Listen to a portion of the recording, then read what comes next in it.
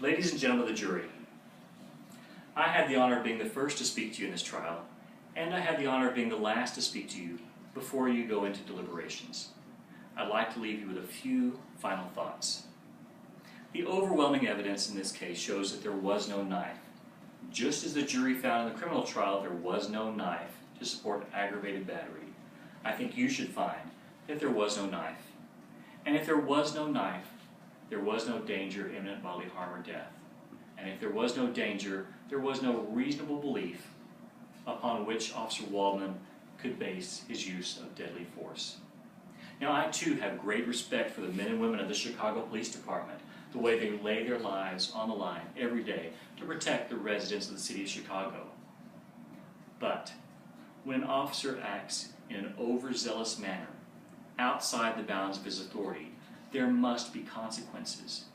If there are not, then that type of behavior will be allowed to continue and fester and become a cancer on the police department. Now, I would like to tell you one final time what I believe really happened that morning around 4 a.m. on December 7th of 1996. During the fight, my client Robert was thrown to the ground. It was at that point that it was the first time that Officer Levy identified himself as a police officer. Immediately, Robert stopped struggling, asked for the officer for identification, began to get up off the ground, but he did not receive any identification from the police officer. What he received was a shot in the back. You see, I believe Officer Waldman didn't like the way that my client Robert was treating Officer Levy, and he thought he would teach him a lesson.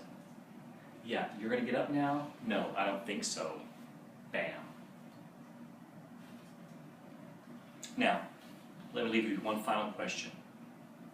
If, as the defense suggests, Robert was standing in front of Officer Levy with the alleged knife in his hand, is it really reasonable to believe that Officer Waldman, just a few feet back, would shoot Robert in the back with the potential of shooting his partner on the other side of Robert in the chest or even the head? Or is it more reasonable to believe he shot him as he was lying unarmed, defenseless on the ground, where we'd have no concern about the safety of his partner?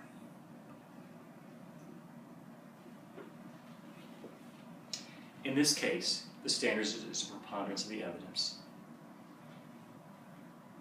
Is it 50%, more than 50% likely that Officer Waldman was not acting reasonably in his use of deadly force? If so, then it is incumbent upon you, in the interest of justice, to rule for my client, Robert Ramirez. He's been injured unjustifiably, and he deserves to be made whole. Thank you so much for your time.